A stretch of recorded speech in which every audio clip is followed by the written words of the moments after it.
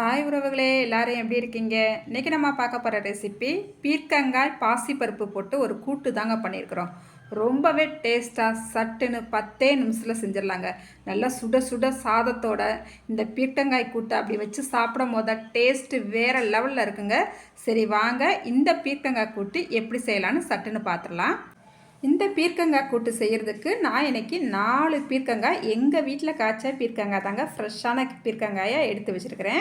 இதில் 2 பீர்க்கங்காய் நம்ம பாசிப்பருப்பு போட்டு ஒரு கூட்டு வைக்க போகிறோம். 2 பீர்க்கங்காவை கொஞ்சம் மசாலா போட்டு அது ஒரு கிரேவியாக வைக்க போகிறேங்க.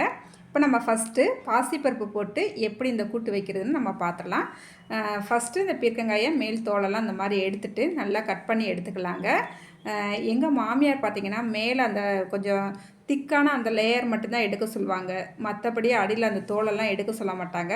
ஆனால் எனக்கு அந்த மாதிரி எடுத்தால் தான் எனக்கு இந்த கூட்டு சாப்பிட்றதுக்கு ரொம்ப பிடிக்கும். நீங்கள் எந்த மாதிரி உங்களுக்கு எடுத்து இந்த பீர்க்கங்காயை கட் பண்ணணும்னு நினைக்கிறீங்களோ அது போல் கட் பண்ணி எடுத்துக்கோங்க. இப்போ நான் எல்லா பீர்க்கங்காயுமே நல்லா தோலெல்லாம் எடுத்துகிட்டு நல்லா கட் பண்ணி எடுத்து வச்சுக்கிட்டேன். இப்போ நம்ம கூட்டு வைக்க ஆரம்பிச்சிடலாங்க. ஒரு 100 கிராம் பாசிப்பருப்பை ஃபஸ்ட்டு ஒரு கடாய்க்கு மாற்றிட்டு நல்லா அடுப்பை மிதமான தீயில வச்சுக்கிட்டு இந்த பாசிப்பருப்பை நம்ம வறுத்து எடுத்துக்கலாம். இப்போ அடுப்பை மிதமான தீயில வச்சுக்கிட்டேவும் இந்த பாசிப்பருப்பை நம்ம ஒரு 4-5 நிமிஷமாக நல்லா வறுத்து எடுத்துக்கிட்டாச்சு. அதுக்கப்புறமா இதை நல்லா கழுவி எடுத்துக்கலாங்க. நல்லா 2-3 தடவை கழுவிட்டு இப்போ வேறு ஒரு தண்ணி மாற்றிட்டு நான் மறுபடியும் அடுப்பில் வச்சுருக்கிறேன். இப்போ இது கூடவே ஒரு 1/4 ஸ்பூனுக்கு மஞ்சத்தூள் சேர்த்துக்கலாம். சேர்த்துட்டு நல்லா இது ஒரு கொதியை வர ஆரம்பிக்கிட்டோம். இப்போ பாசிப்பருப்பு நம்ம சேர்த்த தண்ணி எல்லாம் சேர்ந்து நல்லா கொதி வர ஆரம்பிச்சிருச்சு. இப்போ அடுப்பை மிதமான தீயில வச்சுக்கிட்டேவும் இது ஒரு 5 நிமிஷத்துக்கு அப்படியே கொதித்து நல்லா வேகட்டும். அதுக்கப்புறமா நம்ம அடுப்பை ஆஃப் பண்ணிக்கலாங்க. இப்போ பாசிப்பருப்பு ஒரு 5 நிமிஷமாக நல்லா வெந்துருச்சு. அடுப்பை ஆஃப் பண்ணிட்டேன். இப்போ இந்த பாசிப்பருப்பை அப்படியே மூடி வச்சிடலாம். இப்போ ஒரு கடாய் அடுப்பில் வச்சுக்கிட்டாச்சு. இதில் 1 ஸ்பூனுக்கு மட்டும் எண்ணெய் விட்டுக்கலாம். இந்த ரெசிபி செய்கிறதுக்கு அதிகமான எண்ணெய் தேவைப்படாது. எண்ணெய் நல்லா சூடான உடனே கொஞ்சமாக கடுகு சேர்த்துக்கலாம். கடுகு நல்லா பொரிஞ்சு வந்த உடனே ஒரு பல்லாரி வெங்காயத்தை நல்லா பொடிசாக கட் பண்ணிவிட்டு சேர்த்துட்டு கொஞ்சமாக கருவேப்பிலையும் சேர்த்துக்கலாம். வெங்காயம் கண்ணாடி பதம் வர வரைக்கும் மிதமான தீயில வச்சுக்கிட்டேவும் இதை நல்லா வதக்கிக்கலாங்க. அதுக்கப்புறமா நம்ம வேக வச்சு வச்சுருக்கோம் இல்லையா பாசிப்பருப்பு, அதை சேர்த்துக்கலாம். சேர்த்துட்டு தண்ணியெல்லாம் வடிச்சிட்டு சேர்த்துக்கலாம். சேர்த்துட்டு 1 செகண்ட் மட்டும் இந்த வெங்காயத்தோடு சேர்த்து இந்த பாசிப்பருப்பையும் நல்லா எண்ணெயிலேயே ஒரு தடவை நல்லா கலந்து விட்டுக்கலாங்க.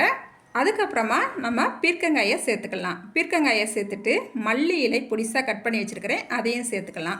எல்லாத்தையும் சேர்த்துட்டு நல்லா கலந்து விட்டுக்கலாங்க. அதுக்கப்புறமா இந்த காய்க்கு தேவையான அளவு உப்பும் சேர்த்துக்கலாம். உப்பு சேர்த்தா பிறகு மறுபடியும் ஒரு தடவை கலந்து விட்டுக்கலாங்க. இப்போ நம்ம மறுபடியும் இதை மூடி வச்சிடலாங்க. ஒரு 1 நிமிஷத்துக்கு மட்டும் மூடி வச்சிடலாம்.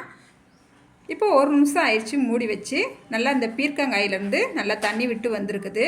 அதுக்கப்புறமா நம்ம பாசிப்பருப்பு வேக வைக்கும் போது தண்ணி இருந்தது இல்லையா, அதை நான் இப்போ சேர்த்துருக்குறேன். சேர்த்துட்டு ஒரு 1/4 ஸ்பூனுக்கு மஞ்சள் தூள் சேர்த்துருக்குறேன்.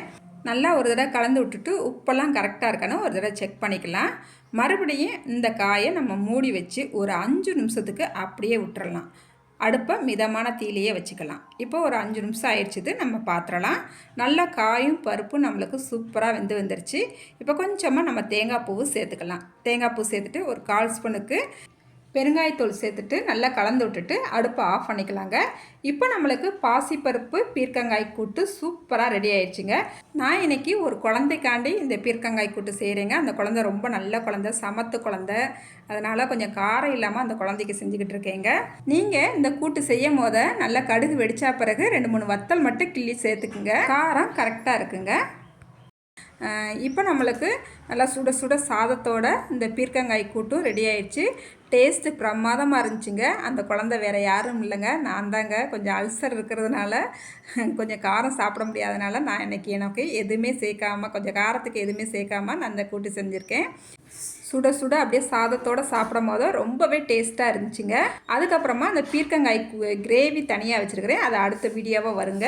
சரிங்க, இந்த பீர்க்கங்காய் பாசிப்பருப்பு போட்ட கூட்டு வீடியோ உங்களுக்கு பிடிச்சிருக்குன்னு நம்புகிறேன். இதே போல் நீங்களும் ட்ரை பண்ணி பாருங்கள்.